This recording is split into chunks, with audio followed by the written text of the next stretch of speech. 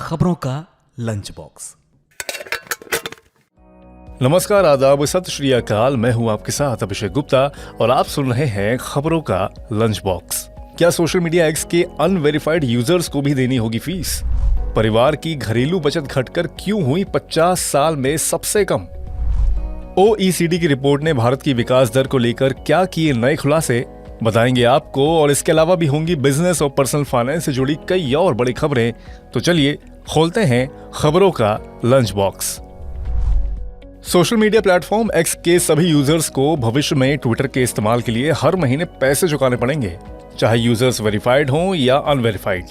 अभी तक एक्स सिर्फ उन्हीं यूजर से हर महीने पैसे वसूलता है जिनका अकाउंट वेरीफाइड है। एक्स के मालिक एलॉन मस्क ने कहा है कि सोशल मीडिया प्लेटफॉर्म पर फर्जी अकाउंट्स को खत्म करने के लिए वे हर महीने यूजर से शुल्क वसूलेंगे। हालांकि गैर वेरीफाइड यूजर से इतना पैसा नहीं लिया जाएगा जितना अभी वेरीफाइड यूजर से लिया जाता है। खोलते हैं लंच बॉक्स के अगले टिफिन को। तो भारतीय परिवारों की फाइनेंशियल सेविंग्स जीडीपी की तुलना में 2022-23 में घटकर 50 साल के निचले स्तर यानी कि 5.1% पर आ गई है। रुपए में ये बचत 13.77 लाख करोड़ है। आरबीआई के आंकड़ों के मुताबिक 2021-22 में परिवारों की फाइनेंशियल सेविंग्स 7.2% या 16.96 लाख करोड़ रुपए थी और कोरोना के दौरान 2020-21 में यह 11.5% यानी कि 22.8 लाख करोड़ और 2019-20 में 8.1% पर थी। वहीं इस दौरान भारतीय परिवारों पर वित्तीय देनदारियों का बोझ भी बढ़ा है। 2022-23 में परिवारों की वित्तीय देनदारियां जीडीपी की तुलना में बढ़कर 5.8% पर पहुंच गईं, जबकि 2021-22 में यह आंकड़ा 3.8% रहा था। इसका मतलब यह है कि खपत का कुछ हिस्सा कर्ज के जरिए पूरा किया जा रहा था। अब अगले टिफिन में है एआई से जुड़ी खबर। अब कोर्ट केस सुलझाने में भी आर्टिफिशियल इंटेलिजेंस यानी कि एआई का इस्तेमाल किया जाएगा। देश में विभिन्न कंज्यूमर कोर्ट में पेंडिंग मामलों को कम करने के लिए केंद्र सरकार इसके इस्तेमाल पर काम कर रही है। कंज्यूमर मामलों के मंत्रालय ने कहा कि जैसे जैसे एआई का दायरा तेजी से बढ़ रहा है, मंत्रालय नेशनल, स्टेट और डिस्ट्रिक्ट कंज्यूमर कमीशंस में पेंडिंग मामलों को कम करने के लिए इसकी सुविधाओं का उपयोग करने पर भी काम कर रहा है।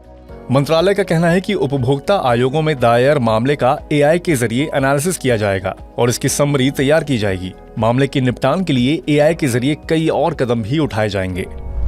बढ़ते हैं अगली खबर की ओर।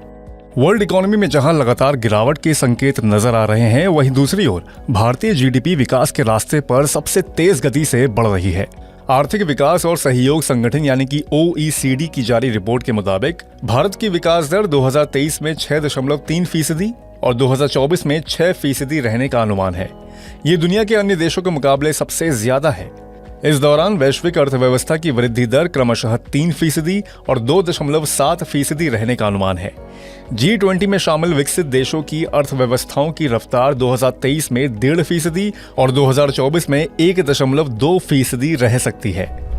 देश के सबसे बड़े private sector bank HDFC bank के CEO और MD शशिधर जगदीशन अगले 3 साल तक इस पद पर बने रहेंगे।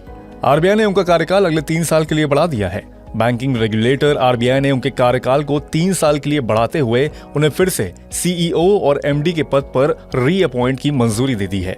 बता दें कि 26 अक्टूबर 2023 को उनका कार्यकाल खत्म होने वाला था, लेकिन अब आरबीआई ने उनके रीअपॉइंटमेंट की मंजूरी दे दी है। लंच बॉक्स के अगले टिफिन में है गोल्ड। सोने की तरफ निवेशकों का अट्रैक्शन फिर से बढ़ने लगा है। अगस्त महीने में गोल्ड ETF में 1028 करोड़ रुपए का निवेश आया है। यह पिछले 16 महीने का उच्च स्तर है। इससे पहले लगातार 3 तिमाहियों में गोल्ड ETF में बिकवाली हो रही थी। मार्च तिमाही में इसमें 1243 करोड़ रुपए, दिसंबर तिमाही में 320 करोड़ रुपए और सितंबर तिमाही में 165 करोड़ रुपए की निकासी हुई थी। अमेरिका में ब्याज दर बढ़ने से आर्थिक वृद्धि की रफ्तार धीमी पड़ रही है। इस वजह से निवेशक सुरक्षित निवेश के लिए सोने में निवेश बढ़ा रहे हैं। अब आखिरी टिफिन में है CNG बाइक से जुड़ी खबर। बजाज ऑटो CNG फ्यूल से चलने वाली एंट्री लेवल मोटरसाइकिल लॉन्च कर सकती है। कंपनी के MD राजीव बजाज ने इस ओर इशारा किया है। उनका कहना है कि CNG मोटर बाइक्स खरीदने और ईंधन दोनों लिहाज से सस्ती होंगी। ये उन बायर्स को अट्रैक्ट कर सकती है जो हाई पेट्रोल प्राइस अफोर्ड नहीं कर सकते। राजीव बजाज ने कहा कि CNG बाइक्स ने मैन्युफैक्चरर्स के लिए सेफ्टी, रेंज, चार्जिंग और बैटरी लाइफ से जुड़ी कोई चिंता नहीं होंगी। ऐसी बाइक्स कंज्यूमर्स के लिए बहुत अच्छी रहेंगी। इससे फ्यूल कॉस्ट 50% तक कम हो सकती है। अगर बजाज इस योजना पर अमल करता है तो पूरी तरह से सीएनजी मोटरसाइकिल बनाने वाली भारत की ये पहली कंपनी होगी। तो इसी के साथ बंद करते हैं खबरों के लंच बॉक्स को। उम्मीद है कि इसमें पेश की गई खबरें आपको पसंद आई होंगी। अगर ऐसा है तो हमें कमेंट करके जरूर बताएं। बाकी ऐसी ही बिजनेस और पर्सनल फाइनेंस से जुड़ी खबरों के लिए सुनते रहिए रेडियो मनी 9 और डाउनलोड कर लीजिए हमारे मनी 9 ऐप। मैं हूं आपके साथ अभिषेक गुप्ता।